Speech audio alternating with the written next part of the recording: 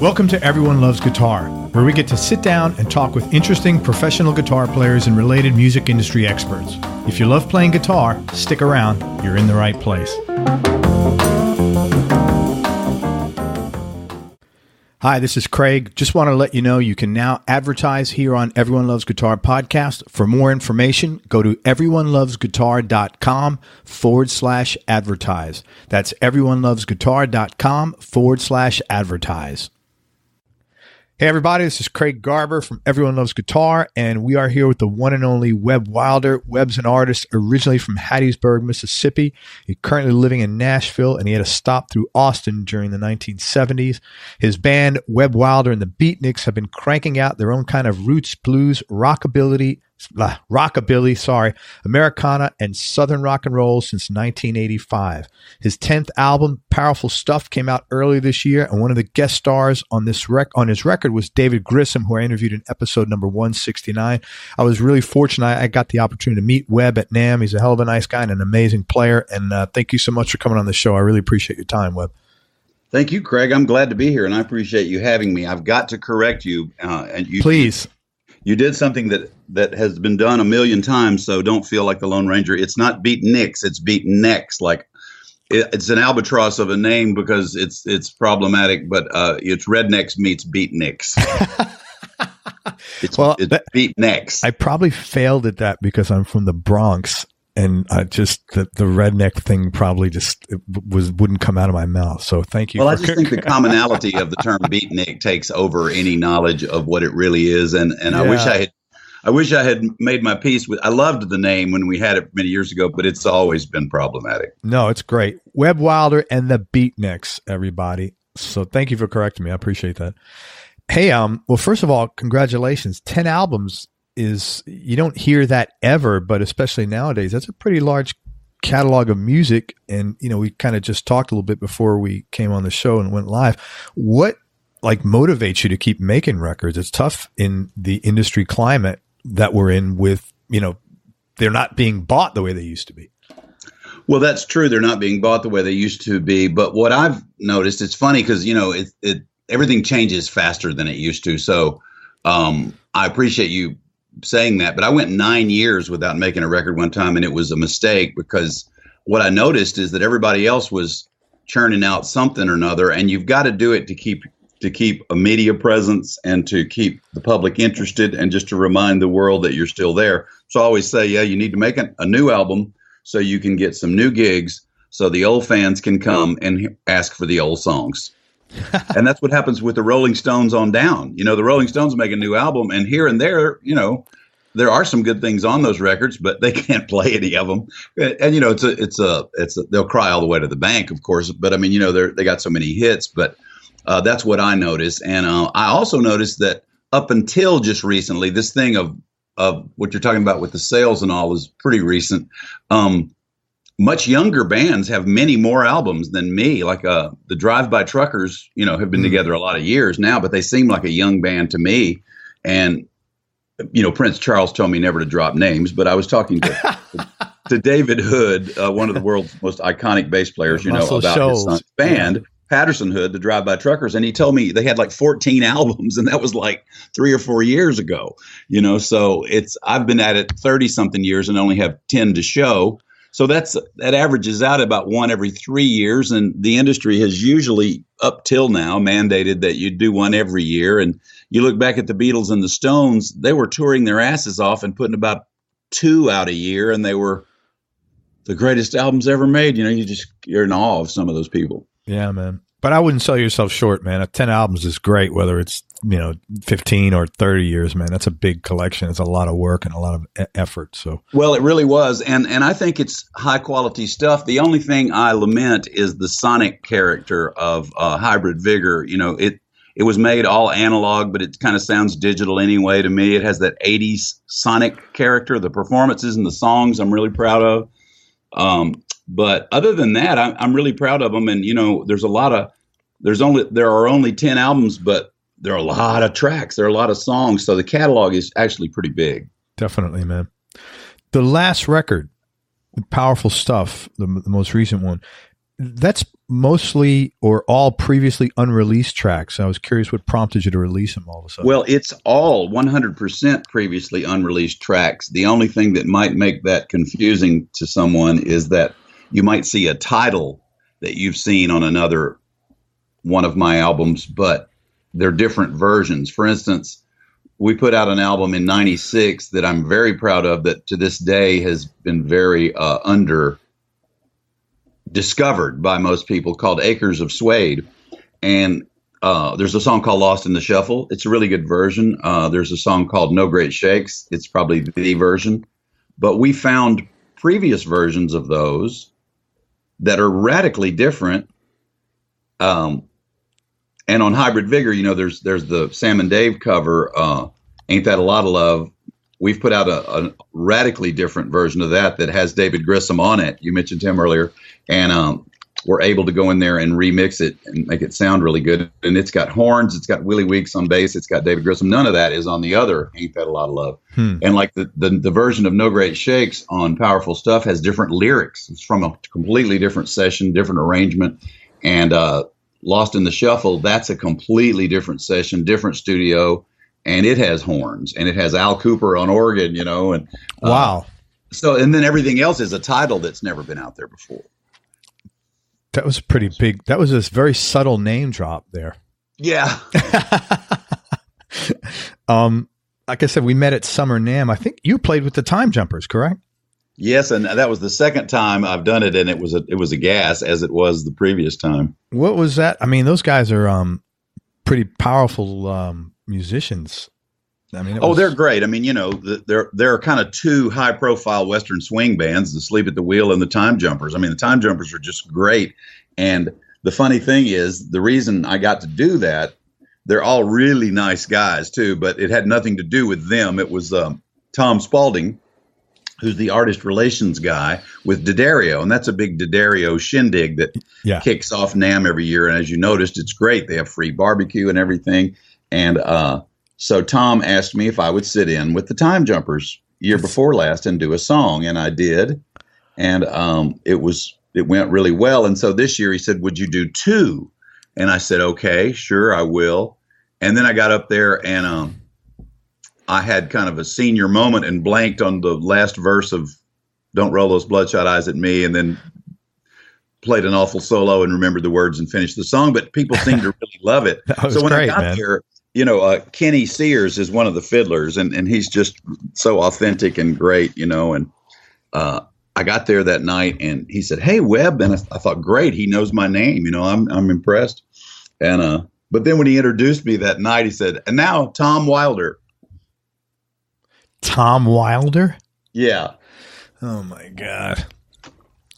But it's still really nice. Like, he didn't do it maliciously or anything. And so it was a gas playing with him. And I got off stage and my old sound man that used to work with me, he said, "Man, that was great. This is what you ought to be doing." And he said, "Do you sit in with these guys all the time?" I said, "No. This just happens when it happens." Wow. Well, also, it sounds like if you live long enough, you get another song every year. You'll be sitting through the whole set. Yeah, I'd love it. I'd love to do more things with them because I could get better at it. And Andy Reese actually is one of the guitar players. Actually, is a friend of mine, and I'd like to take lessons from him.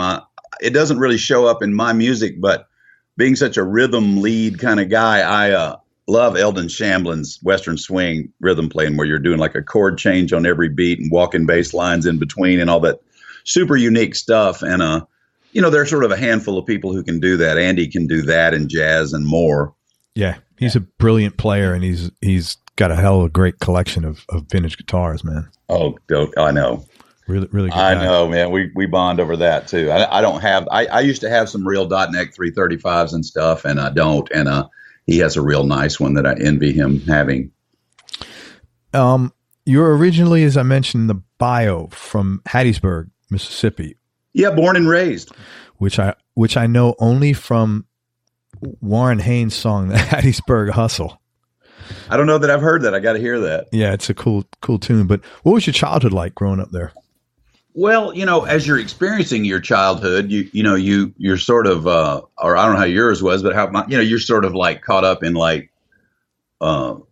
real low horizon things, like who's the prettiest girl in the class and why doesn't she like me or something like that. So at times, it was a small town, and it seemed kind of like boring, but looking back, man, it was pretty great. Because it was really more like a medium-sized leaning towards small town, big university there. They have a military installation there called Camp Shelby that sort of flourishes in the summer, and the town expands because the National Guard guys are in town. And, you have the Deep South thing, which is different than the South. Like I'm here in Nashville, it's cool, but it's not like the Deep South. So it's really an Afro-Celtic culture down there. Okay. And of course, in the 60s, everything's great. You get the media, you get TV, you get radio, the music's great. And the garage band boom was on. By the time I got to junior high, there were a million bands, and there was a teen center we could play at, and guitar stores downtown. You could ride downtown for a dime on the bus and look at new Gretches in the case packed in tissue paper. There was a zoo, and had a real loving mom and dad, lived in a tiny little mid-century modern kind of house. And, it was just pretty cool. But we thought at the time, like, man, it's really boring. There's nothing to do here. But it was kind of and you'd always think it should be like Leave It to Beaver, where everybody's wearing a sweater and a windbreaker and walking on sidewalks, and the media sort of tells you that if you're a Southerner, you're an idiot, and you have to deal with all these media-induced concepts, despite the fact that you gave the world William Faulkner and Elvis.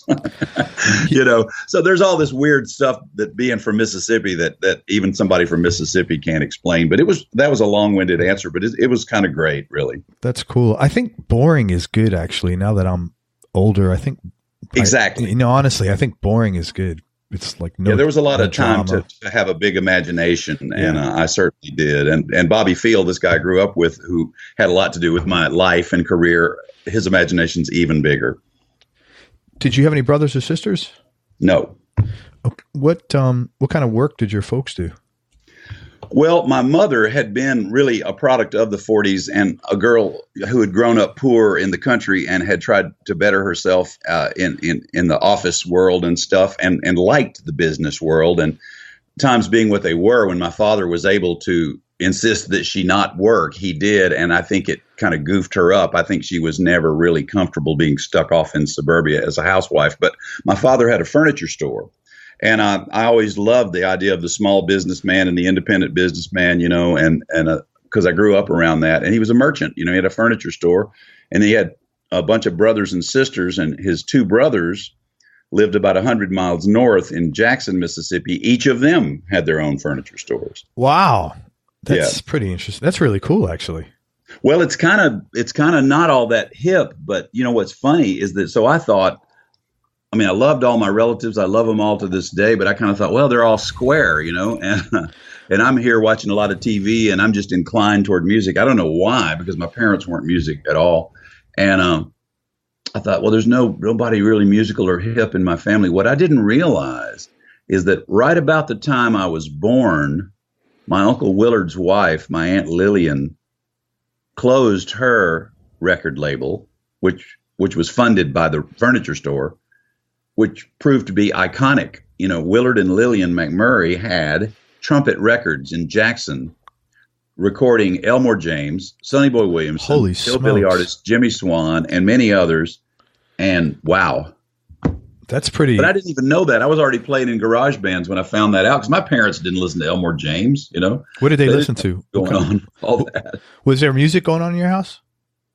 A little bit, because I was a spoiled brat with no boundaries, so I could watch as much TV as I wanted to and stuff like that. That's what happens when you're an only child. I think pretty frequently you have a lot more leeway with stuff. Yeah.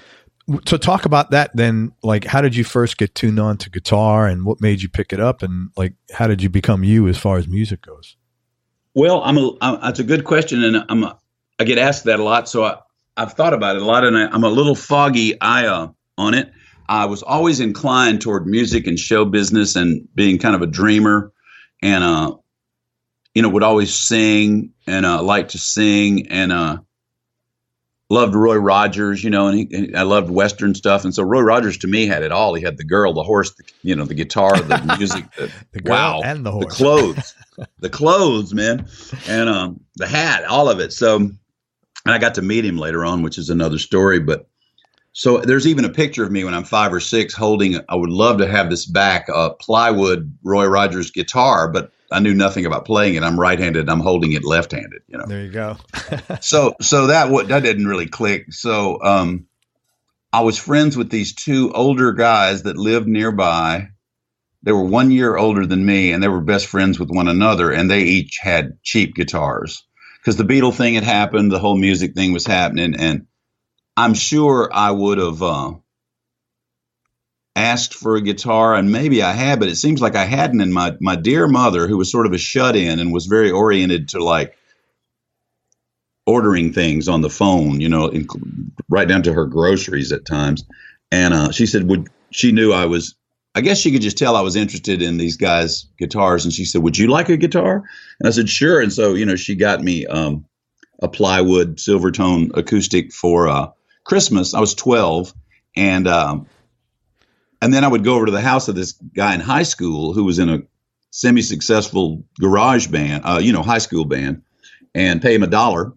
And he'd take a pencil and he'd write out the words to folk songs, like Tom Dooley was the first song, 2 chords. And then he'd write the chord change over the word where you changed, and he'd show me the chords in the Mel Bay book. This is the pick. And so it was always kind of singing and playing, and that's how I learned. And then, of course, I wanted an electric guitar before I was ready for one, and got a cheap electric guitar. And then my aunt had a pawn shop, and I got a Gibson Falcon amp, which I still have. Wow. But cool. I still have the cheap guitar. So I show up for the first band rehearsal a few years later in junior high, and I had the crappiest guitar. There were 3 guitar players and probably the least chops. And the other guys had Gibsons. And so I became the bass player.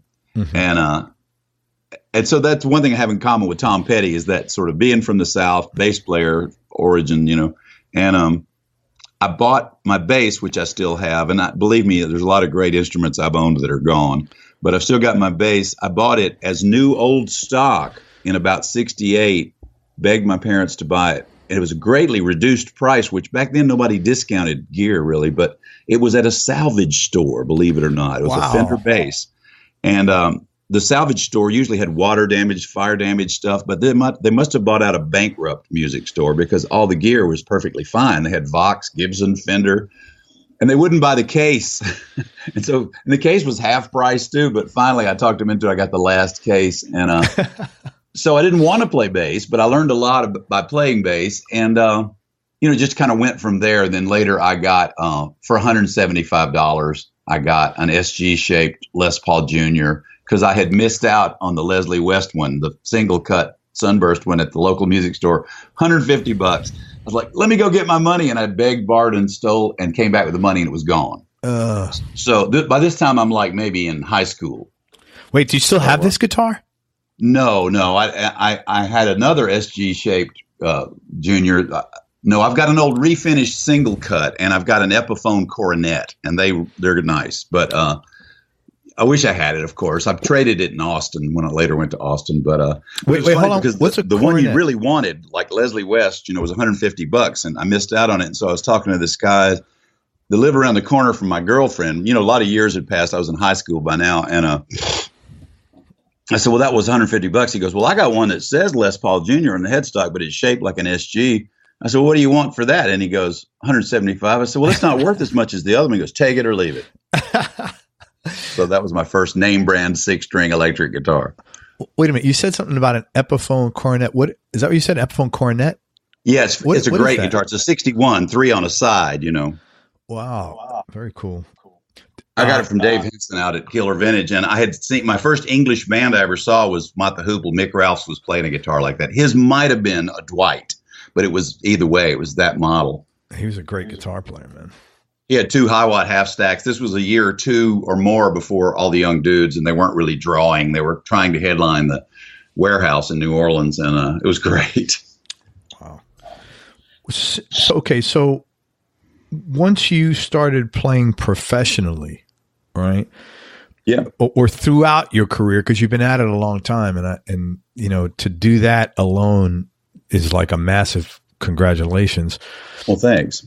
What are some of the bigger obstacles that you've had to overcome throughout this journey, like either personally, music related, business related?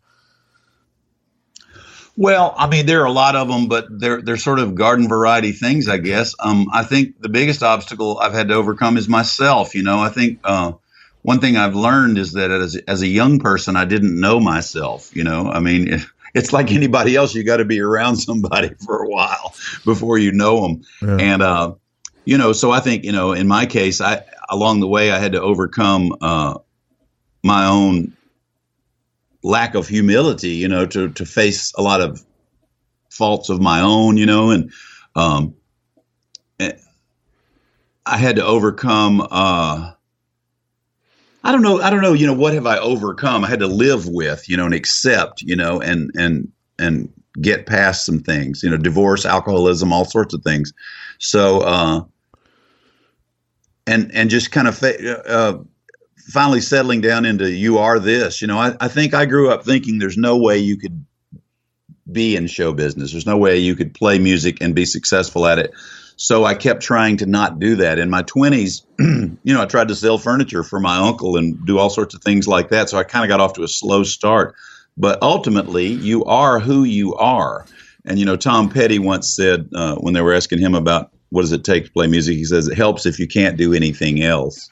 And there aren't a whole lot of things I can do. I can talk, even better than I'm speaking to you. I could really, get down on my speech. So I've done a lot of announcing and DJing. I've got a radio show now and things like that. And that's been good to have at least one more thing you can do. But, I don't know if I'd had more of a greater inclination toward acting, I might could have done it. But I think actors who are really great either are like Marlon Brando, where they just are so great they don't even have to love it to be that great at it, or they love it like I love music, and thereby they're compelled to do it. I don't love it like I love performing and playing music, and I've always said my spirituality is caught up in, when they were talking about the majesty of rock in Spinal Tap, it wasn't a joke to me. When I hear great Badfinger stuff or something, it's majestic to me. Yeah. It's funny what you said, a few things that you said that I want to touch on. You said about your voice. Like, I meant to tell you the first thing when I met you in person, I didn't notice because we didn't really spend a lot of time together. It was pretty fleeting. I think you were on your way out, and I thought you was your wife or a woman that you had to go or something. But the first thing I thought of when we were talking, I'm like, man, this guy's got a great voice. I could listen to your voice like all day long, man. And when you said divorce and alcoholism, you're just checking off the music boxes of. That's what I mean. It's not really that unusual.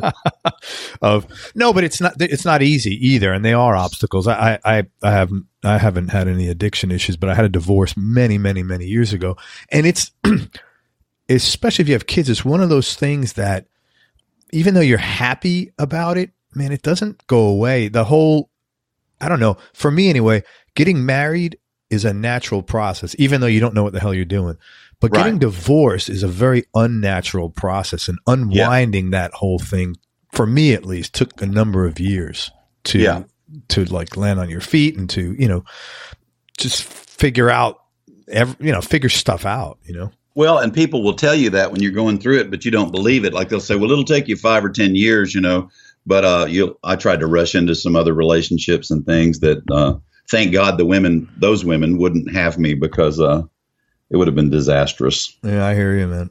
Well, I've been with my wife 26 years, so everything worked out with me. So I'm very grateful for that. Well, you should be. Dana and I have been together a number of years now, and I'm very grateful for that. Tuition, as far as like mistakes that you make, we all make them in our careers. I was curious if you'd be kind enough to maybe share 1 or 2 mistakes you might have made musically and the lessons you might have learned from that. Well, let's see. A lot of them, I'd be the first to make a list of what I think I did wrong or what's not up to snuff about this or that thing. But a lot of them, because I'm the guy who's really beating myself up via the tyranny of the coulda, shoulda, woulda, Yeah. But in the last year or two, I've started realizing, wait a minute, you start thinking like what you would have done different. It's almost like wishing you had a smaller nose. It's like, well, if you've been born with a smaller nose, your nose would be smaller, Right. And so the only way I could have done my life different is if I hadn't been me. Yeah, right. You get, because I can pretty much like I've gotten to know myself.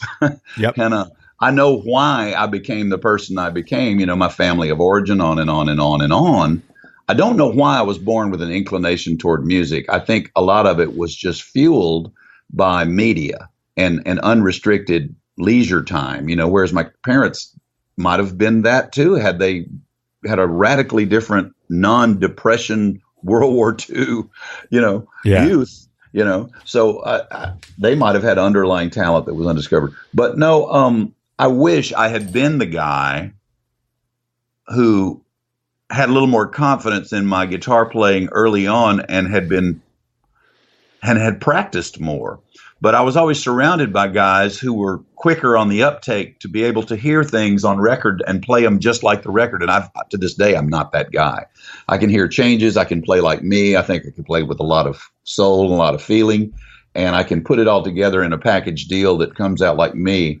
And I realize that's an asset because then you kind of have a style. Yes. But I was never that guy. And so I don't know. And I guess I wish I'd been more open to, actively seeking out lessons and things like that. Just really, it all kind of gets back to self-esteem. I wish I'd had more, but that gets back to, well, you were you. Yeah. You had to achieve some of these things, and youth is wasted on the young, So, hopefully some wisdom comes with age. Yeah, I hear you. I agree with much of what you said as far as like, man, if you're happy with where you are now, it all worked, even though you made the mistakes, kind of, I really do wish that I had achieved greater success early on for the simple reason that things could be a little more comfortable now. Sure. Like you envy Keith Richards and Paul McCartney being able what they're able to do at their age.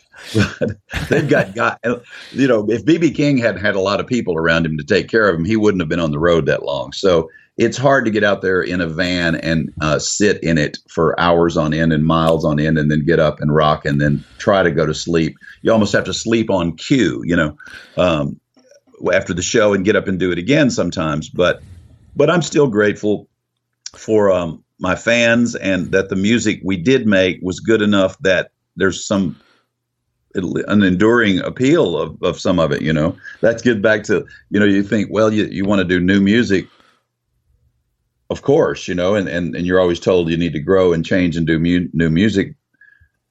And I always say, yeah, so they can come and ask for the old songs. But what if they didn't like the old songs? Yeah, then you'd be in trouble. Yeah. Yeah, and I think just, I think we all tend to be our own worst enemies, but the frame of reference of Keith Richards and Paul McCartney is probably not a good one for whatever that's worth. I'm just not going to be able to tour at half their level, So, I mean, they've got a little more comfort, although they are, McCartney has obviously got great genetics and has taken great care of himself. Keith has got bionic genetics and has not taken care of himself. There you go. I just wonder if, despite the smoking and drinking, Keith must work out or something. He always seems like he's got a lot of strength in his arms, and flexibility, and he gets down on his knees on stage and does all that stuff. I think that's just good genetics. I mean, I think I read his bio a little bit. Is basically, I think, gypsies, and he happened, it's just had great genetics, and some. Well, Woody is for sure gypsies. Woody's got, that Romany culture. Albert Lee has gypsy blood. That Romany culture is throughout Europe, and Woody looks like an Apache or something, and he water gypsies. He was the first one born on land or something, but he's a fascinating guy. He's one of my main men. Keith has got some French blood, like that Dupre grandfather that, you've read about, that wouldn't let him play the guitar and all that kind of stuff. So yeah, he's got it. But Woody really was I don't know that anyone is a bigger Faces fan than me. And that was a life-changing thing. I saw the Faces in 71 and, I'd been playing bass and, Ron Wood didn't play guitar that heroically. He was really a rhythm lead in the early days. He was a rhythm lead guy in the Faces, and it was a more accessible to me way of understanding how he played, and I always gravitated from that point on, really, from that point on and hearing Get Your Ya-Ya's Out, which is when I had the SG Junior, to the Chuck Berry kind of thing. And so Dave Edmunds my default rhythm setting is probably that monkey beat, Dave Edmunds Racka Racka thing. And so Woody's been a champion of me, and I like his playing in the Faces better because he's had to do a non-Woody thing because Keith is the Woody type player in the Stones, so like I never dreamed I would meet anyone famous. I grew up in 1905 Fuller Street, Hattiesburg, Mississippi, and it's been interesting, so I love the Faces, and I've met some of my heroes that I wish I hadn't met, but I've met some that are fantastic and wonderful and kind and witty and like Nick Lowe and Ian McLagan. I never dreamed I would know anyone that was in the Faces, and I got to be buddies with him, as a lot of people did. Wow. He was the kind of guy. And I was talking to him about that thing, and he goes, well, Woody was a rhythm lead player, and when he got in the Stones, that job was taken. There you go. Wow. Any cool experience that you can talk about, or interesting story about any of these, any of your heroes that you met without, being gossipy or, Well, with those two guys, they're all positive, I met Nick Lowe as a fan in a record store in Austin and met Dave too in about 77. And they were doing an in-store thing, and Rockpile was doing a concert that night with Mink DeVille and Elvis Costello, and they were cool. And Nick was especially affable. Dave was a little more formal. And so then I saw Nick again. We played Farm Aid in Dallas in 91, and that's when Little Village was happening, right? And I was backstage talking to Nick, and so then. Many years pass, and I'm friends with Low Straight Jackets. My original drummer, Jimmy Lester, helped start that band, and they were based out of here for a long time, and still kind of am. So, Low Straight Jackets and Nick Lowe wound up with the same management. Now they've done a lot of music together, and in the meantime, I'd gotten to know Mac, and so Nick did that Christmas album, which is really good. This is just a few years ago, and the tour was set up to be Nick, Low Straight Jackets backing Nick up, and Ian McLagan opening the show solo because he's a pianist and storyteller, raconteur. It would be great. And then he was going to sit in with them, and they were all looking forward to it. And I had just seen him in September of that year at Americana Fest, and he had come to my gig, and I had come to his, and there's a picture of us together backstage, and a friend of mine was at the table with Mac while we were playing, and he said Mac was cheering us on, going like, Webb, I love you, mate. And that I can't tell you how much that means to me. That's so cool. So anyway, that's September. And then by December, those Low Straight Jackets dates with Nick Lowe are supposed to happen. It's a holiday thing. Mac died, 69. Yeah, so it was a bummer, And so, but being bereft and practical and scrambling and hustling like I always have to do, I know Jake Guralnick, who manages Low Straight Jackets, and I said, Jake, I hate that this – you can't imagine how much I hate that this happened to Mac because I loved him, but who's going to open these shows? And I wound up opening 2 of those shows. Oh, that's very cool. So then I see Nick, and he goes, well, Webb, when was the last time we saw each other? And I said, well, I hate to tell you, Nick, I think it was like 1991 at Farm Aid, And he goes, I thought it'd been sooner than that. So Nick is unbelievably eloquent and everything. So he goes out the first night and he would do some songs solo before he brought the band out. And he said something, he did a song, and then he said, it's great to be here tonight, but it's somewhat bittersweet because we were so looking forward to Ian McLagan opening the shows tonight. And, he was really what used to be called a groover back in the day. And also Webb Wilder and Webb and I have we go back to the 1970s. because I told him about meeting him in the record store, and I don't know. To me, that was hilarious. That's pretty funny. And I think the next night he said the same thing, but he goes, "And Webb and I've got foam," and he made a bigger deal of our previous relationship than it really was, but it was very cool to be around him. What was Farm Aid like? How many hundreds of thousands of people were there? Well, there were a lot, and as the day went on, the crowd swelled. So I don't know how many we played for, but this was 1991. We had a major label record deal on Zoo, which was a BMG label, and we had this song that was my biggest hit, Tough It Out, got national airplay, and something like number 11 on Billboard's Modern Rock Tracks chart at the time. So there was a very powerful DJ in Dallas named Redbeard, and he had just added it or something.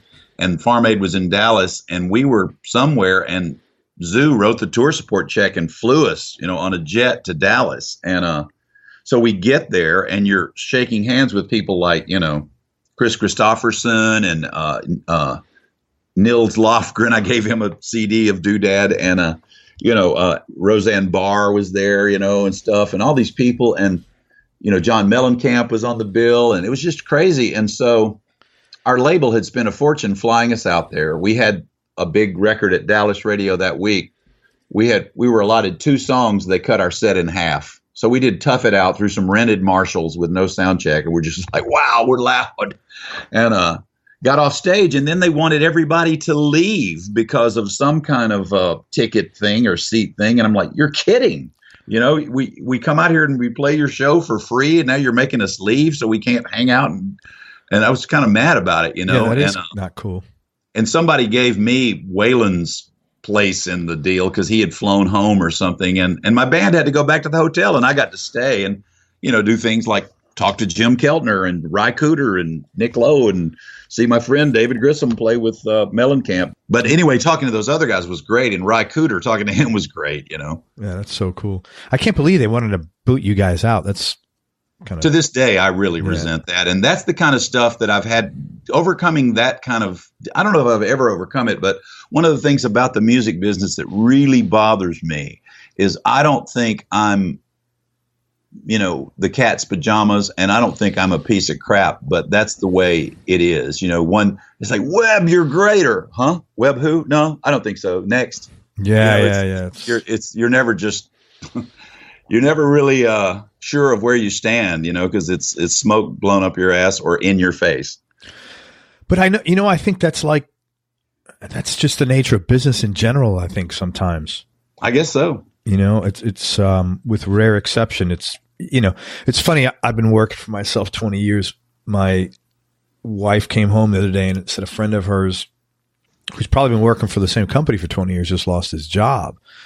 And, he's probably a little older than me. And I'm like, oh my God, people think working for yourself is dangerous, but man, that is scary. Cause I mean, I don't know what skills the guy has or anything, but that's got, I felt really bad. That's a tough position. And so that reminds me I thought of that when you were talking about all this. It's like, it's not just the music business. It's just how it is sometimes, I think. Oh, the typical, it's a cliche of like a guy who's worked for a company for all these years and he's just about to hit retirement and, access his benefits and they lay him off 90 days prior or something. Yeah, that's pretty much what they did with this guy, actually. So oddly enough.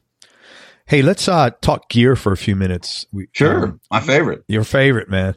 What's your go-to guitar right now, and what other 2 guitars would round out your top 3?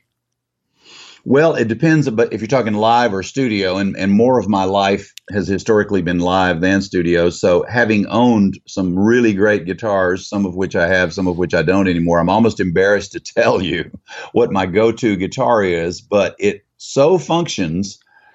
And it's such a workhorse, and I've played it so long, I'm so used to it. My go-to live guitar, I've probably owned it more years than I realize now. I've owned it probably 15 years or something, and it's a Mexican 72. It's a reissue. It's a Mexican reissue of a 72 Tele Deluxe. And, when those guitars came out in the 70s, like most 70s Fenders, I didn't like them. And I didn't like those original wide range humbuckers because I didn't know that much. And I thought, well, they don't sound like Gibson humbuckers, therefore they failed. Well, that's the point I missed. They were great. They were their own thing. You think, well, you got the great Tele pickups and the Rickenbacker toaster tops and the Gretsch Filtertrons and the Dynasonics and the classic PAF and the classic P90. That's it. There's one more, and it's the original wide range humbuckers, which if you get one of those old guitars, they're really not great guitars because they kind of got awful finish and skinny necks and stuff.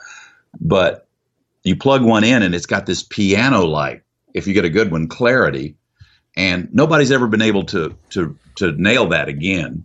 And a lot of people are trying. And I went down the rabbit hole of finding out why. And the pole pieces are actually magnets, and they're made of this substance that I'm not sure I can pronounce called kunite or something. And they're threaded pole pieces. And so anyway, when they reissued this guitar from Mexico, it was pretty much just like the original, lots of bad polyester finish, but the pickups were okay, but they were pale imitation. So I set about modding it to my preferences, and later found out they've kind of come out with a model that is like what I modded mine to be, which is the Chris Shiflett model. Yep. So mine's got, it's got titanium saddles, because George Bradfute said to try them, and I put them on there and never changed them. I guess they're okay. I converted it to a 4-bolt neck. I took off one of the string trees. I put a round string tree, and then I put Seymour Duncan humbucker. Well, I got a whole new pick guard made. I eliminated one pot, went to 3 instead of 4, and I got, the cool thing, Duncan has a lot of cool stuff, but they have that Trimbucker series where you can get a fender spaced humbucker for the bridge, so everything lines up right. So I got the Alnico 2 Trimbucker in the bridge and the Seth Lover in the neck. And then we start using the guitar. It's got real big frets. At first I thought, well, these are like heavy metal. They're great. It's just like luxurious bends, and it's just got this awful finish on the body. If it was a nitro body, it would ring a little more. So it's not a great studio guitar, but man, it's a great blues lead guitar. And the whole thing of having 2 humbuckers on a Tele is kind of the best of both worlds. You get all the Tele stability and long scale. I tune a half-step flat, but then you get that fat humbucker thing, and it's not quite as chocolate as it might be on a mahogany guitar. So set neck. So that's a real go-to thing. And then I have another Partsacaster that should not be good. I've got this theory that you can do everything wrong and still get a good guitar. You can do everything right and still not get a good guitar. Yeah. So I've got this Partsacaster. The body is a Suhr, S-U-H-R. Yep. And the guy is real light, and it's some kind of unique chambered sandwich construction. It's ash. It's very resonant, and it's got an acrylic finish. It's strat contoured from the factory, but it got broken. And this guy gave it to me. I said, why don't you just get it fixed? He goes, I'm just going to get another body from Suhr. I was like, all right, great, thanks. So I had it glued back together, and I had Jeff Sin work on it, and I had a Saga neck from many years ago.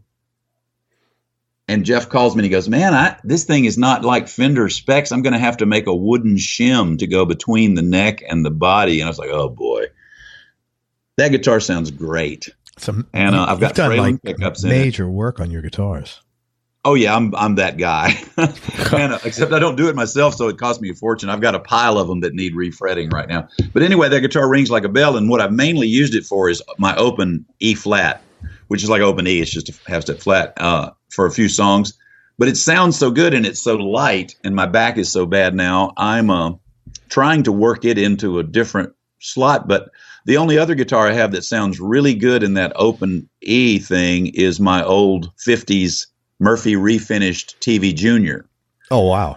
And it needs refretting, but not for playing open tuning. So I don't know. And then I've got a bunch of other guitars, some of which record good. That Coronet sounds fantastic. It's got lots of harmonic complexity, but it's got that 61 neck, that's a little thin from top to back. And I'm kind of a rambunctious live player, and then you have the short scale tuning it flat.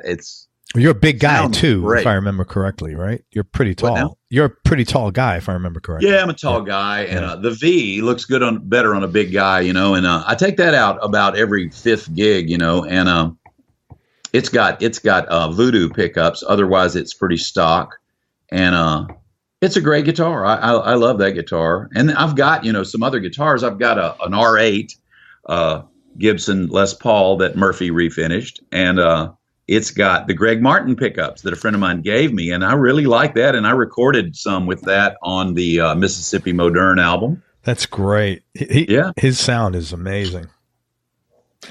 You're lucky that I didn't know they had those pickups outside of in his guitars. Oh no, it's an RS Fralin aged. It's some kind of collaboration between Fralin and RS Guitar Works in Kentucky. I guess they're still making them. Interesting. In fact, I think they call them psychobilly. That's a good name. Which is kind of weird, but we have a mutual friend, Gary Bohannon, and Gary gave me those pickups, and Gary's an expert on vintage stuff and who makes the best reissue stuff and all. And I can't remember what I had in there prior, but that's a real good guitar. And I had an R7 and I had another R8. And there's something that has to be right in the wood of a set neck guitar, or any guitar really, for the pickups to give up the goods of the harmonic complexity and all. Some guitars, I've noticed, you plug them in, they just go doink. It's just a focused note. And I like the sparklers going off, And I had an old double cut TV Junior that's on the back of the Acres of Suede album that really did that. And I had to sell it when I had horses to build a fence. Oh, wow.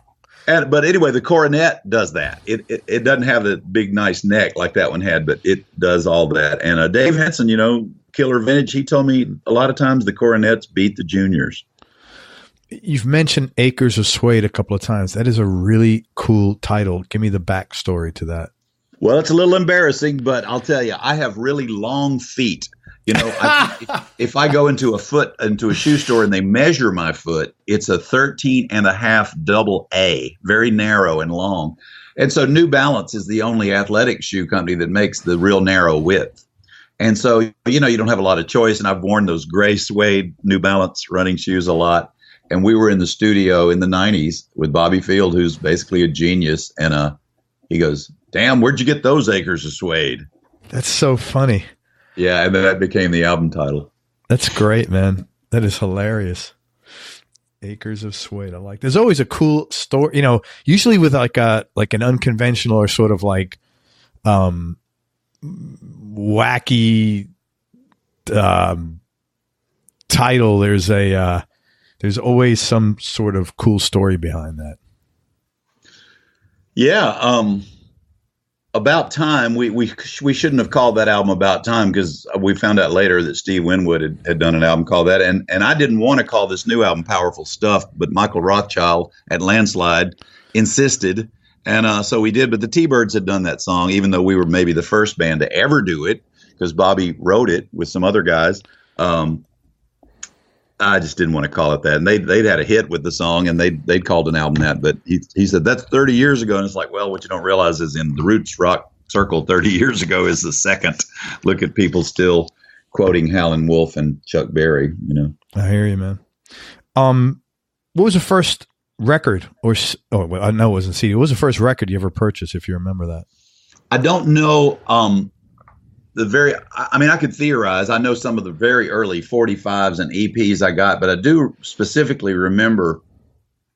And that's that funny thing of I was just into music. Like I say, in the fourth grade, all the cool people and all the uncool people liked the Beatles. And I wasn't that popular, so I was keenly aware of all that. And I thought, man, these uncool people have never liked anything cool before. I wonder if the Beatles are really cool. It took me about 2 seconds to figure out they were, but to answer your question, so I think it was just before that, it was maybe in the fourth grade, before the Ed Sullivan Show, that I had bought 2 albums through my mother, through Sears. You could order records from Sears back then. And I got Rick Nelson's Million Sellers, which was a really good choice, James Burton on every track. And then the other one was kind of cheesy. Like so many people, you're just blown away with Elvis no matter what. And I didn't know the movies were basically bad. I was a kid. And so I had seen that It Happened at the World's Fair Elvis movie and thought it was kind of cool. And so that was one of the albums you could order from Sears. So those two came in one package. It was Elvis Presley, It Happened at the World's Fair, and Rick Nelson's Million Sellers. Very cool, man.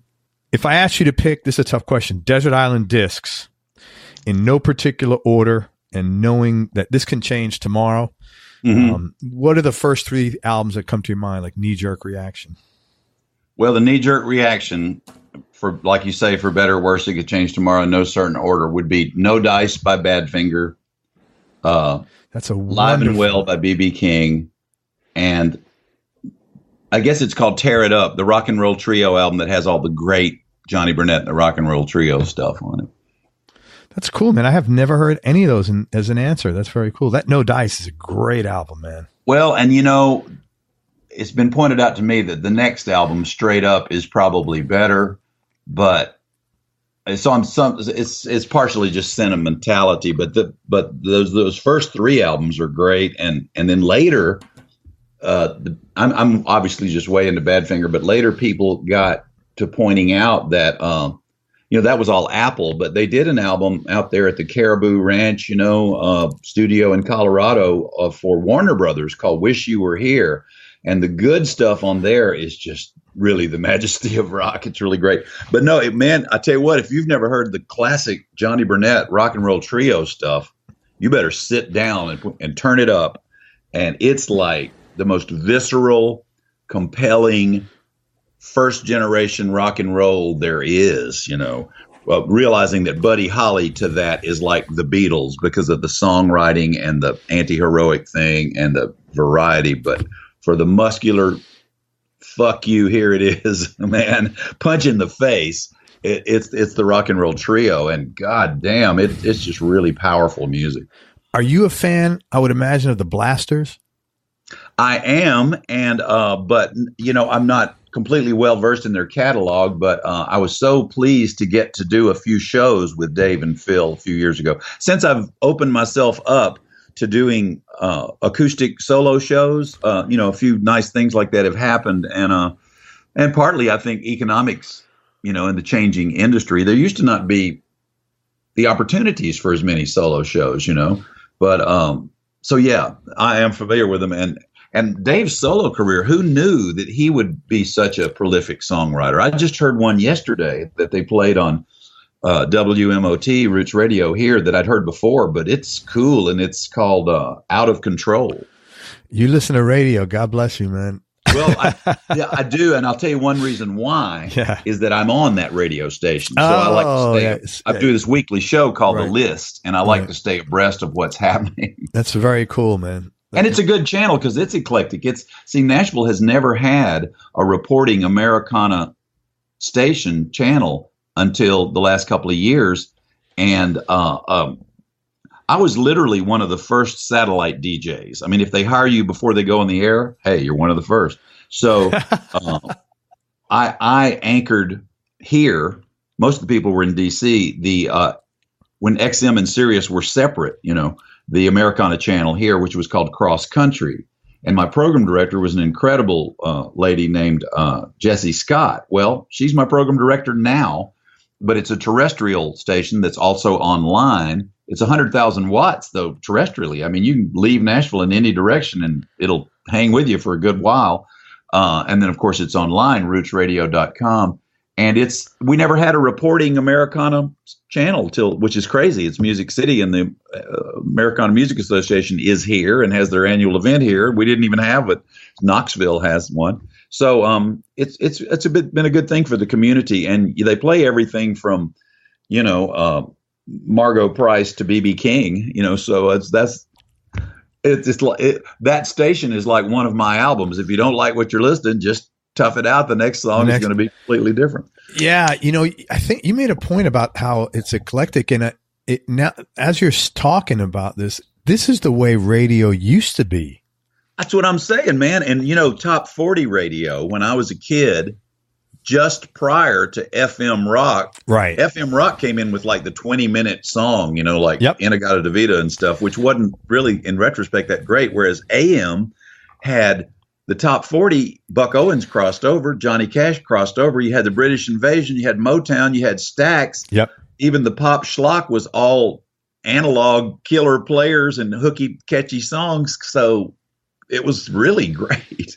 No, it was. You'd have like Al Green, followed by the Rolling Stones, followed by whoever, Sam and Dave, Petula Clark, Buck Owens, right. Wilson Pickett. Yep. And that was really cool. And that's the one thing I like. Sometimes I'll talk to people and I'll say, hey, and we had this conversation prior. Like, what if I have to tell my listeners what kind of music you play? I want. I got to give them some, and I hate to ask that question because it's like whatever term they come up with can be obsolete in 6 months, and it could be or split in half or in thirds. So I hate to categorize stuff.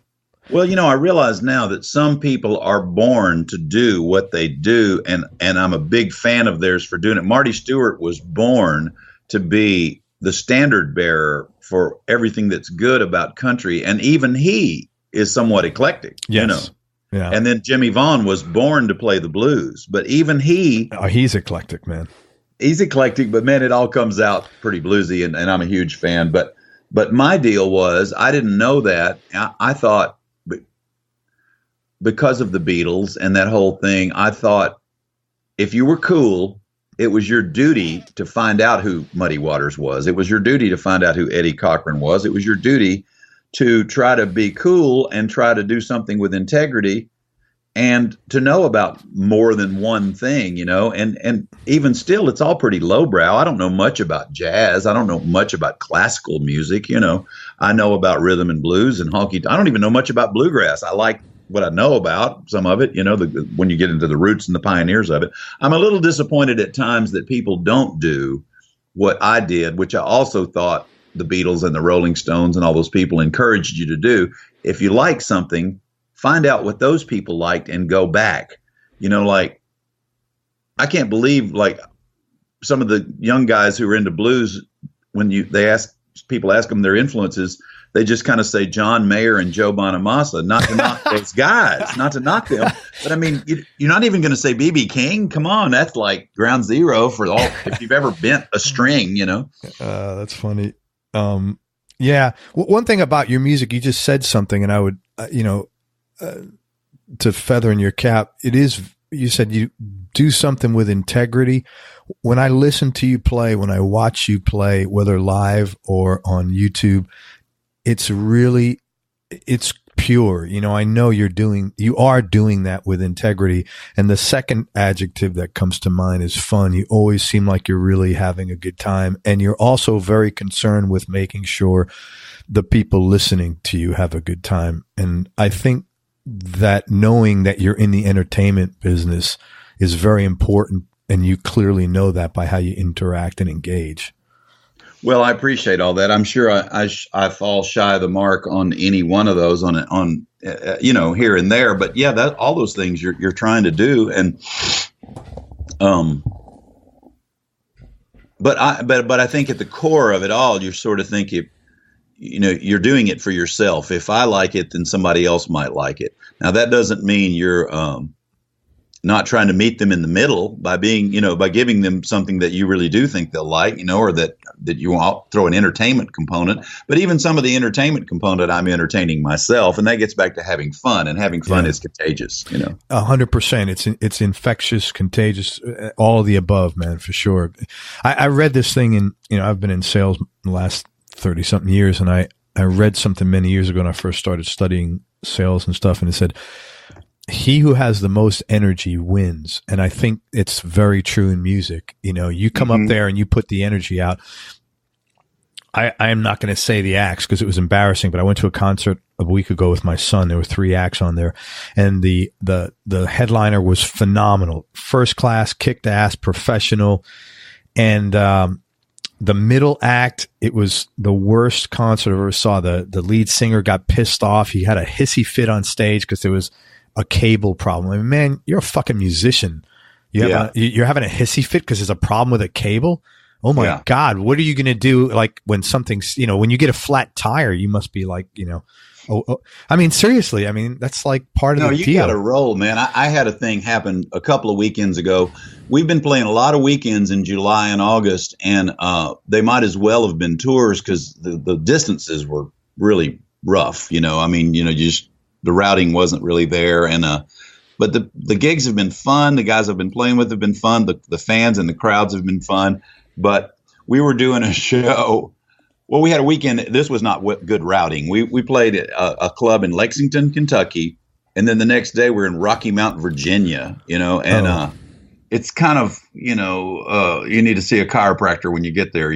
So what we were opening for Tab Benoit, and cool. And he draws like 300 to 500 people apparently, and he's a nice guy. I met him. I don't know that much about him. So I use the rechargeable power supply, the Volto that Pedal Train makes.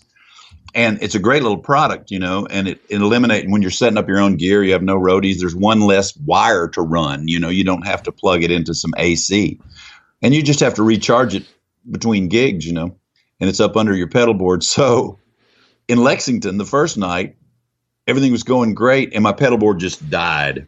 Oh man. And so, you kind of stomp on every box, nothing happens, and you somehow it comes back on, and you play that song, and you take a break, and you come back, and it does it some more, but it comes back on, and you kind of can't make it screw up later, and you think, well, maybe it'll work tomorrow night, And so we go to the Tab Benoit gig, having traveled all day, and everything's going great, and we're playing 3-piece, both gigs, and I love playing 3-piece. I love playing 4-piece. And so I think it was right before my solo on No Great Shakes, it goes out. And so I got like 300 to 500 people out there, and I just scramble real quickly and, unplug from the pedal board, plug straight in the amp. And, I get to play the second half of the solo.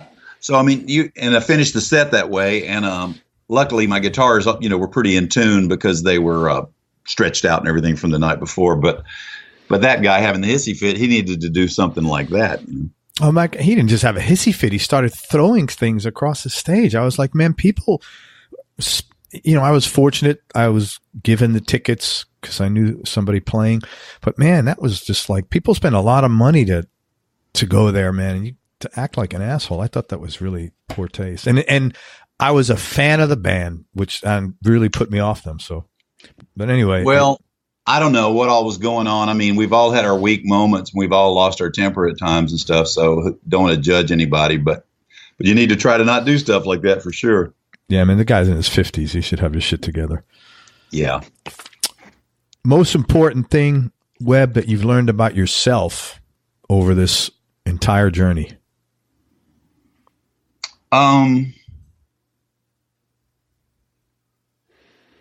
I don't know. Probably that family of origin is just huge for all your best and worst qualities, and that's not the music business. And the other thing I guess I've learned is that if you really want to play, you just better do it, because you're going to come back around to it anyway and realize that that's who you are. But that's a hard thing to ascertain because it's in ratios in people. I know people who love music who wanted to play, but maybe not bad enough to not do something else and stick with it. So I don't know, just getting to know yourself. I think the fact that you may not know yourself as well as you think when you're young, that may be one of the greatest lessons I've learned. Yeah, man, that's very true. Best childhood memory. Best childhood memory. Oh gosh. There are some really good ones. Let me think a minute.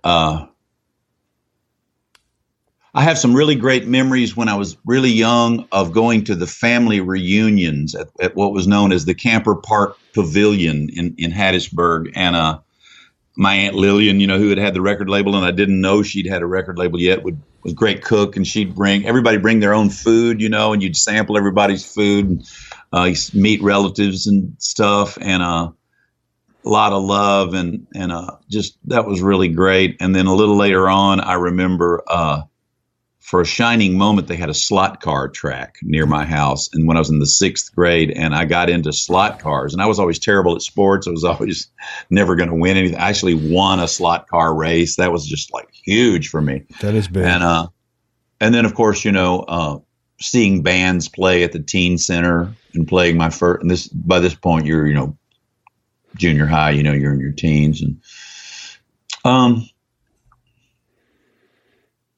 I'm trying to think about other childhood memories. My father had some farms, and I had a horse, and here and there, usually that I couldn't ride. Nobody teach you about riding. I had to learn about that later on. And here's your horse, get on him and hope for the best. And, so some wonderful stuff and wonderful friends. My best friend, Paul McDaniel, lived right down the street, and we were really close. And I realized how important friendship would be throughout my life with various people. And it's all, my dad told me when I was a kid, he said, when you get to a certain age, you'd be lucky if you, I don't remember how he phrased it. You can count your friends on one hand or whatever. And there are a lot of people you're friendly with, but having people you can really count on that you respect, who respect you, and healthy relationships. That's all so important. That's good. You still friends with your buddy, your best friend from school, from when you were a kid? No, we just lost touch. We never fell out. Yeah. And we sort of exchanged pleasantries through other people every once in a while, but we just kind of went different paths. And there was never any animosity between us, but we were really close when we were kids. Sure, man. That definitely happens. Tell me something about yourself that people would either be surprised to hear or might find a little odd, besides your big feet thing. Let's see. I don't like to host parties. I don't even like going to them that much. Really? Why's that? I don't know. I think I'm a chatty introvert at times. The whole deal of being an introvert or an extrovert, or maybe is an interesting thing to ponder. And maybe people are, a little of both or something. And I don't know. So you're I kind of get that. So you're extroverted in an intimate conversation per se, but you're not extroverted like the life of the party dude, like you're running around shaking hands and kissing babies. Oh, I'm totally not that. I'm the guy that kind of finds a place in the kitchen and stands there. And if people want to talk to me, they can come to me, and I'll talk to them one-on-one and enjoy it. Right. No, I understand that. I totally get that. I'm not like that, but I totally get that, man. I have a friend that passed away who was a really cool guy, Jerry Faro Felton, and he was from Hattiesburg, and we moved to Austin in our first Austin band years ago, and he later played with Omar and the Howlers. And I stumbled on his obituary the other day, and it said he actually turned down an opportunity to be in a band with Stevie Ray Vaughan. There may be some truth in that, but I hadn't seen him in a while years ago, and I was we used to play at the old Antones on the Drag in Austin, and through several incarnations of my band, and I had a new incarnation of my band, and I was out there, and he came, and he was at the sound check, and I said, "Hey man, come over here and meet the band." He goes, I know enough people. And he literally wouldn't even meet them. I know enough people. Yeah. And I feel like that sometimes, That's it's funny, just like, man. well, I don't want to go to a party and go up to people and introduce myself to them. Really? Is that my job, I used to be like that, and I've changed. I like meeting new people now. I mean, I've always liked meeting new people, but now I will proactively go out of my way to do it. And for me anyway, it's two reasons. Number one, I'm much more comfortable with myself. See, that's the thing. I'm better about that than I once was. Getting comfortable in your own skin, getting to know yourself. Yeah. So when I'm more comfortable with myself, then I'm much more like I'm okay just being myself, talking to people. And if they don't receive me, I'm okay with that because they have that right. I don't take that personally anymore. I don't take that like, right. It's like, okay, you totally have that right, man. That's totally cool. And well, I'm better about it than I once was, and I like meeting people, but that whole thing, if you go into a whole room of them that you don't know, and it's like, really, am I going to just go around like an insurance salesman? And, yeah, I wouldn't do that either. That's a bit much, man. It's like it's too network-y. I think it's good to let things happen organically. Exactly. I always figure the guy you're next to is the guy you're supposed to be next to, and you talk. If it works out and you can have a laugh, great. If not, that's it. That's what I'm saying. Move on. Yeah, I'm with you. Who's had the biggest influence on your life, both musically and personally? Well, a lot of those people I talked about that I loved their records or maybe saw them play live had big, the Faces, the Beatles, the Rolling Stones, Johnny Cash, Merle Haggard, and all those people. But except for getting to know Ian McLagan a little bit, I didn't really know any of those people. So, my parents had huge influence on my life, but, you really can't tell my story without talking about Bobby Field, who, like all of us, is far from perfect as a human, but he's a kind of a genius, and he was from Hattiesburg, and he was a little older, and he played drums in bands, and every band he'd get in, he'd improve their set list, and was always hip to what was happening, and would really read the reviews of albums in Rolling Stone and seek out things that other people didn't know about. And then he started writing songs in high school, and we got to be friends. And we took our first exploratory trip to Austin together, and so many things. He started this band, the Howlers, which became Omar and the Howlers. And that's really on my mind a lot lately, because I just went out to Austin to play in a benefit for Omar because he's in bad health. And then Bobby, was the first drummer in the Beatnecks, and produced the band and wrote songs for the band, and went on to produce John Mayall and, Steve Earle and tons of other people. So he turned me on to so much good music that I became a huge fan of early on, because he's 2 years older, and I think that was a lot of it. So probably him. That's great, man. Good to have someone like that. Best money you ever spent on something? Oh, wow. Doesn't have to be music. The Precision bass, that was good money. Even though it was my parents' money, that was good money that I spent. And yeah, that's a huge return on that investment. Yeah, and I'm trying to think what else. First divorce lawyer. I had a good one, thank God. That was a good investment. Or I might not have the P bass now, but. This is a funny thing, but back to my weird feet, I think, when I finally started getting boots made to measure and I haven't had the money to do it in a long time. Luckily, I've taken care of them and they've held up, and I'd like to get some more, but, I always liked Western stuff, and I liked cowboy boots, and they didn't fit, and a pair of cowboy boots that doesn't fit is one of the least comfortable things you could wear. And a pair that really fits is one of the most comfortable things you can wear. Yeah. And so, as expensive as they were, I think that was money well spent. And so, I don't know why I'm drawing a blank on other stuff, but, no, that's a great, you know what? Cause sometimes you come across little things in life that are like, some people might find them like weird, but like something like that, boots to measure, but it really, it's like a little guilty pleasure you have. I'm all for that. I think we all need to indulge ourselves a little better. I think most people that I know, especially if you have a good work ethic and you're demanding of yourself, you may not do that often enough. Yeah. Then you get the flip side where guys do that shit to excess. It's like, every week is a new freaking guitar or whatever. But yeah, but that's not, that's, I think, the minority. I think the majority are just like, sort of like hardworking stiffs and, put their head down every day and just do what they do. And I think little things like that are really cool.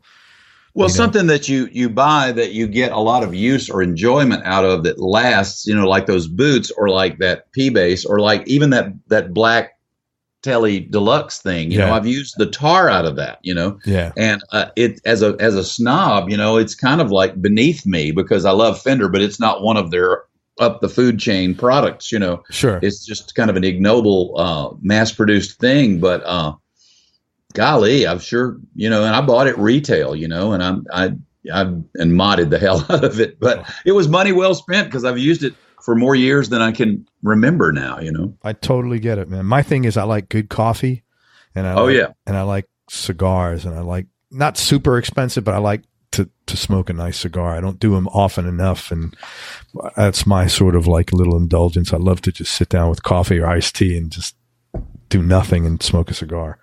Well, I'm a coffee guy, and you know, if I had plenty of money, I'd probably be a car guy too, because I'm a stuff guy. I mean, the older I get, I realize that, well, you might need to start getting rid of some stuff instead of amassing it. But you know, I had an old '53 Chevy truck many years ago, and I had an MG, and I don't know anything about fixing them or mechanics, but I like cars and guitars and amps and clothes and all that stuff. So I'm a little material. I'm a Taurus, and supposedly, you know, being a lover of fine things.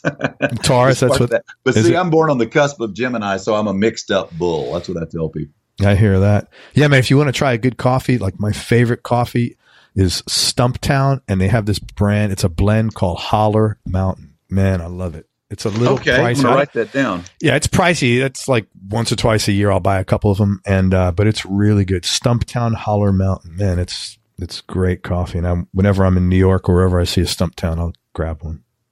So, do they have coffee shops, or you just have to buy it at a? No, they have coffee shops, and they're also in restaurants, but usually they're in like super highbrow restaurants.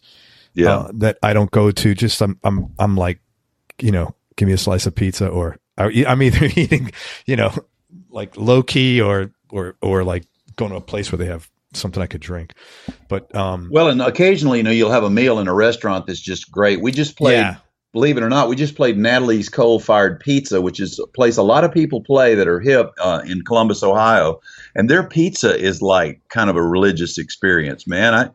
It's just super good. You know, we got it for free because we're playing there, but I mean, it would have been money well spent if I had bought it, you know. Is that a chain, or is it like just one shop? I think it's a one-off place, you know, and the guy that owns it and his daughter Natalie, who owns it, are big music fans. You know, it's in really Columbus, cool. Ohio. I've never been there. I would definitely check it out if I'm up that way, man. There are two pizza places that are legendary in New Haven, Connecticut, that split off from the same family, and I can't remember the names of them, but there've been things on television about them, and I've never eaten there, and I want to. But you know, speaking of coffee, back in the 80s, 90s, I found out about that Hawaiian Kona coffee, and it's great, but it's like way expensive. It's crazy expensive. I got married in Hawaii, and that's when we got turned on to it. And but it's like, you know, $35-40 for 12 ounces now. It's really, I know. I mean, it's off my list. I can't do it. It's just it's just a hard time to justify it, spending $40 on 12 ounces of coffee. I mean, it's great.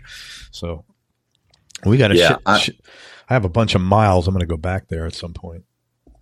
I like Starbucks iced coffee. I've not had any better iced coffee than theirs. I get the cold brew, and I've spent so much money at Starbucks, they ought to give me stock in the company. There you go. They name a wing after you. You know, now, let me tell you what's going to happen about this show. Well, I'm going to get a mixed bag of mail. I'm going to get some people hating this. Oh, all you guys did was fucking talk about coffee. And then I'm going to get other people say, hey, that was really cool that you talked about a bunch of stuff. I like coffee too. And thanks for turning me on. It's so funny as we're talking about, it's like you can't make everybody happy. You know, it's just quite funny. Like somebody sent me a comment, I don't know, a while ago, and they were like, all this guy did was talk about what concerts the guy went to. And I was like, yeah, well, they were in the fucking 60s. He saw Hendrix and rock. Yeah. Like, yeah, I'm going to talk about that. Like, he saw Hendrix and Zeppelin. That's pretty damn cool to me. So, I saw Ray Charles. I saw Delaney and Bonnie. I saw the Faces. I saw Badfinger. I saw the Stones, and I saw the Eagles, and I saw Jethro Tull, and I saw Mott the Hoople. I saw the band, and I wish I'd seen more, you know, but when I saw the Stones, it was kind of the ultimate. I mean, it would have been great to see the Brian Jones era Stones, but sure. You know, the Mick Taylor era Stones was really pretty strong. And so Exile was the new album. Stevie Wonder was the opening act. Stevie Wonder and the Rolling Stones. I'm looking at the poster that I bought at the show, framed on my wall right now. Crazy, man. 1972. They opened with Brown Sugar, Mick Taylor and Keith Richards. I mean, come on. That's the best era of the Stones for me, in my opinion, musically. I think Mick Taylor, there was no finer guitar player than Mick Taylor when he was with the Stones. Well, and those guys complemented each other so uncannily good. Yeah. And Mick Taylor was one of those guys who could make overplaying sound great, and at the same time not really step on Keith. It was amazing. Yeah, I love his. To me, that his work in "Can't You Hear Me Knocking" is just about the best tracks ever laid down, man, guitar wise. And there are times when he's playing great rhythm behind Keith, and his slide playing. Come on, slide playing was nuts, man. Hey, do you have any hobbies or interests outside of music? No, not really. At one time I had horses, and I was really into that, and I still enjoy cowboyography, kind of reading and things. But I. It's pretty much reading and old movies. My girlfriend and I really like to watch Turner movie classics. I've become a huge Myrna Loy fan. That's so I think it would be healthy, but I'm an obsessive guy, and I'm such an all or nothing guy. When I did the horse thing, I realized it's a weekend thing, and playing the music's a weekend thing, and they're kind of at cross purposes, and I think the real horsemen, the real cowboys and all, they've got their spirituality there, and a musician's got his spirituality caught up in being a musician. And I don't know how people really do both. I know Lyle Lovett, competes in horse stuff and all, and he stays so busy with his music. I don't know how he ever does that, Yeah, horses. It's like boats, man. It's not like, it's a lot of work. It's not a 5-minute thing. I'm glad I did it. It was really expensive, and they went with the divorce, which was good because I wouldn't have been able to keep it up. And I somehow didn't get hurt very bad, because they say if you ride, you're going to fall, and I just have one crooked finger to show. Everything else is pretty okay, and that finger works fine. But horses are afraid of two things that move and things that don't. That's it, just those two things. And I read somewhere where there's never been such a thing as a brave horse. Hey man, 2 more questions. I appreciate your time. First is there like a specific experience that you had that changed your life or altered the way you think about things that you could talk about? Well, I mean, I know I'm a broken record, but one of them, and I always tell people this, was seeing the Faces in '71, because I loved the records, and then I saw the band, and they were so like that, and they were so informal but larger than life. There was a glam factor, and they were anti-heroic and theatrical at the same time. And it was so rootsy, and Rod Stewart then was very cool. And that just, it really shaped a lot of my aesthetics. And other than that, I mean, there were a lot of experiences, like the time I spent with my father, in the pickup truck going to the farm, and things like that were really important. And, that first band that moved to Austin together, we all lived in a house together. That's really, those were really, and being around the Austin scene then in the 70s. Yeah. I mean, it was, this is funny. I had been up here in Nashville. I'd been a college student, and I'd kind of I was getting hip to progressive country because, Pete Ham hung himself. Yep. The Faces broke up. Paul Kossoff died. All these things were happening to rock and roll, including disco was happening to rock and roll. And there's great stuff was bubbling up as progressive country, despite the fact that Graham Parsons had died. His album Grievous Angel was, very in your face, and John Prine and Jesse Winchester and Amy Lou and all this quality stuff, and Jerry Jeff and Waylon and Willie and all. And I was getting interested in that. And then we went out to Austin and realized that it was like an art colony where you could do anything. Bobby Field and I went in this, what they called a kicker bar, the Split Rail, and saw this band, Rick Stein and the Alley Cat Band. And there they are in a cowboy bar playing a song by the Beau Brummels. And we said, we're moving here.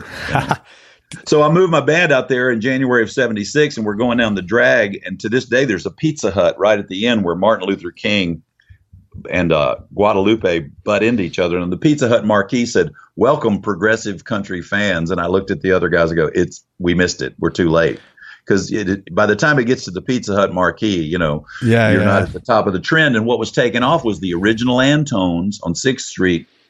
I met Jimmy Vaughn. They hadn't made a record. I saw the T-Birds. They'd never made a record, but they were cool. They were totally larger than life, So being around that art colony, kind of doing music for art's sake and with integrity, as opposed to trying to, predict the market like Nashville, and get it on the radio.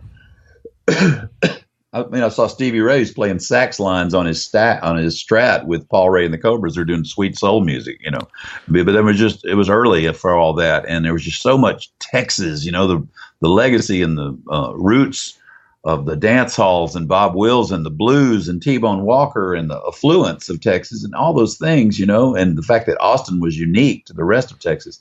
So that's a long-winded answer, but those were some of the things that made a big impact on me. Did you know Denny Freeman?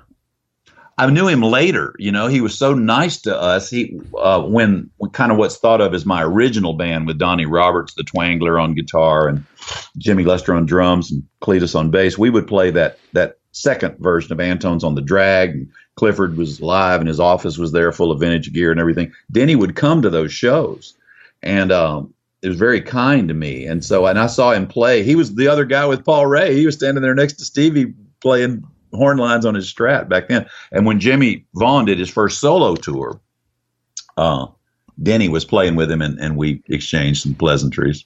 That's cool. I got him coming on the show like a week or two or something like that. And he was a very nice guy to talk with up front. Real mellow. Well, tell him hello. And then he played with Dylan. I never knew him that well, but I really respected him, and he was very nice to me.